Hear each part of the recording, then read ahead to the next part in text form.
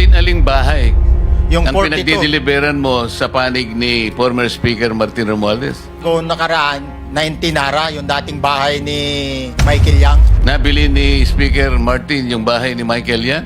Allegedly, Your Honor. Yan ba si Paul na binabanggit mo? I confirm, Your Honor. Yun nga po, Your Honor. Sino yan? Mark Tiksahi, Your Honor.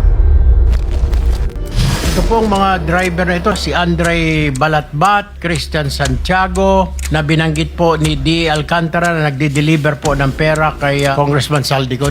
Totoo po ba na kayo po ay nagde-deliver po ng pera doon po sa bahay or sa condo ni Congressman Saldico? Isang beses lang po ako nakapag-deliver. Mga nasa 6 to 8 daw na maleta po. Saan niyo po dineliver yung mga maleta na yon? Sa Valle Verde po.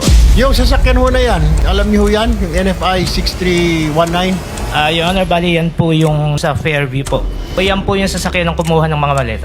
Saan po ang nangyari itong transaksyon na ito na palitan? Phoenix Petroleum po sa Dahlia Street, Fairview po. Mr. Christian, ikaw naman po, ilang beses ho kayo nakapag-deliver ng pera po? Doon po sa Dahlia po, 7 beses po. Dahlia.